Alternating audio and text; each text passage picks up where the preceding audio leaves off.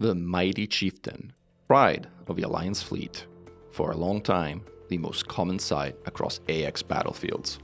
To this day, the most recommended ship to those beginning their AX careers. Yet, with the advent of the Thargoid War and of Thargoid Titans, it is now showing its limitations. I am Commander Meccan, and this is Bug Smashers, where we review every ship in Elite Dangerous for their anti-xeno combat potential in 2024. For years, whenever commanders thought of anti-xeno combat, their mind quickly raced to the Alliance Chieftain. And for good reason. The Chieftain has an amazing combination of both a low-skill floor and a high-skill ceiling. Or, in plain English, it is easy to use, yet hard to master. Only recently, with the limitations imposed by maelstroms and the requirements brought forth by Titan combat, have other ships risen to challenge its dominance. The Chieftain is unmatched, still, in its combination of high speed, great maneuverability, good tank, and decent firepower. It is one of a small subset of hard-hitting medium ships which can reliably engage Thargoid interceptors into practice called cold orbiting, without having to rely on boost. Unlike heavier medium ships, it can yaw. You can fly the Chieftain just with pitch and yaw. Roll, while certainly helpful, is entirely optional on this ship. For all these reasons, a good number of the most iconic fights in the history of anti-xeno combat have been performed in this ship. No matter whether you're a consummate veteran of years of anti-xeno battles, or this is your first AX ship, one thing is clear. An AX Chieftain deserves a place in your hangar. With all that in mind, the Chieftain was designed and refined in the era of one-to-one interceptor combat. It is ideally suited for that task, but has fallen behind other ships in many other scenarios. Through years of trial and testing, the Anti-Xeno initiative has developed and successfully refined what has been the workhorse of anti-xeno combat. We call such build the Meta Chieftain, or Metachief for short. The Metachief strikes what is possibly the best balance of speed, maneuverability, tank, firepower, and utility. The main armament of a Metachief is 2 medium and 2 small Guardian Gauss cannons. These can be engineered for anti-Guardian Zone resistance at Ram Ta, further enabling the ship to perform in scenarios where glaives, orifices, or system-wide anti-Guardian fields are active. The Metachief, primarily being a solo fighter, is equipped with a flak cannon to deal with swarms, and a gimbaled long-range thermal vent beam laser for utility. The ship, like most unshielded builds, runs 3 module reinforcement packages, a repair limpet controller, and an AFMU, with a balance of optional and military slots being dedicated to hull reinforcement packages. If you'd like to know more about the build specifically, the Anti-Xeno Academy video has a section specifically on the Metachief build, where Commander Drurin masterfully explains in good detail how it all comes together. In terms of variants, there's a few worth highlighting. The lightweight variant trades some hull buffer for speed and is often used by more experienced commanders. The low engineering variant can be used as a low investment stepping stone towards the engineering intensive Metachief. The Flakless variant excels in space-based anti-xeno combat zones and has use among experienced commanders also for solo fights. The no repairs variant is specifically designed for port-assisted anti-xeno combat zones where repairs are available and limpets are not.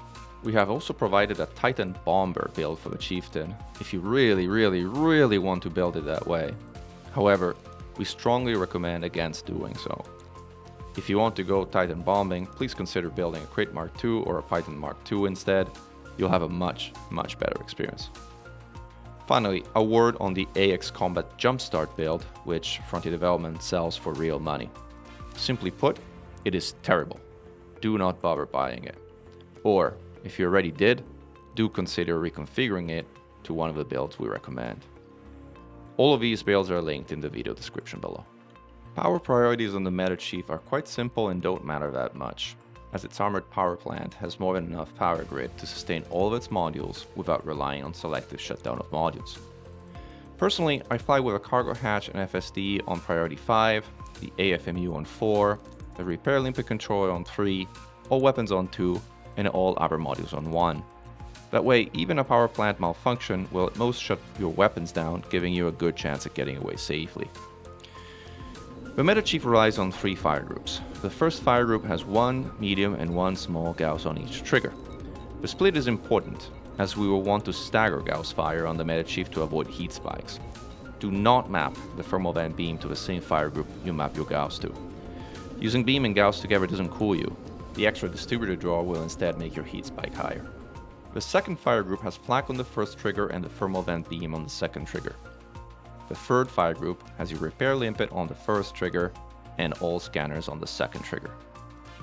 The Metachief flies with 2 pips configurations: 0 sys, 2 eng, 4 web during an attack run, and 1 sys, 4 eng, 1 web, or alternatively 2 sys and 4 eng outside of attack runs. Being, for a long time, the most popular AX ship, many great videos have been made explaining the cold orbiting technique which the Chieftain has long been the standard bearer of. The Anti-Xeno Academy has an introduction section on the topic.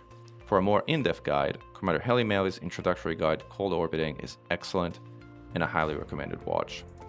For the purpose of this video, it's sufficient to explain that the Chieftain generally fights with flight assist off, relying on flak to wipe out the swarm, single banking heat sinks to stay cold when firing gauss at the interceptors, while using its mobility to make the interceptor orbit it so that its main cannon misses a ship. The Chief will then proceed to repair itself in between attack runs while keeping out of Interceptant's cannon 3-kilometer range. Some of the most remarkable fights in the history of anti-xeno combat have been accomplished with the Chieftain. These include, but are not limited to, a 1 vs 8 Hydra fight solo, a 1 vs 20 Medusa fight solo, of which 15 were taken down before a disconnect ended the fight early, an E-rated, unengineered fight against the Hydra, and a handful of 100% as in no-hit Hydra battles. Further, last but not least, a Snake Eater challenge run as well. Of all the great Chieftain pilots in the game, and there are many, Commanders UNAV, Muku, and Heli Meli are possibly among the most accomplished. Do watch some of their fights, they are really inspiring. Moving past solo combat, the limitations of the Chieftain become apparent once anti-xeno combat zones, Thargoid Spiricides, and Thargoid Titans are taken into consideration. In anti-xeno combat zones, medium modified shard cannons are the go-to weapon. The Chief is limited to mounting just 3 of said weapons, and even then, the third one has pretty poor convergence. In anti-xeno combat zones, the Chieftain is fast outclassed by ships that are better platforms for modified shard cannons, such as its sibling the Challenger, the Crate Mark II, and even the Parton Mark II and further lands. A fight with Spiricides, it's now really a choice between medium modified Guardian plasma charges and large anti-Guardian zone resistant shards. The Chieftain's Class 6 power distributor cannot effectively feed the former, and having only 2 large hardpoints, the Chief does not make a good platform for the latter. At fight with Spiricides, the Chieftain is fast outclassed by ships like the Crate Mark II, both Pythons, and the Anaconda. Heading to Titan space, the ammo limitations of Gauss pose a significant limit to the effectiveness of ships that rely on that weapon. It'll work, but it'll work for a very short amount of time before you're out of ammo and facing a long trek back home to rearm. At Thargoid Titan sites, the Chieftain is fast outclassed by ships like the Crate Mark II, both Pythons, and even the controversial Mamba.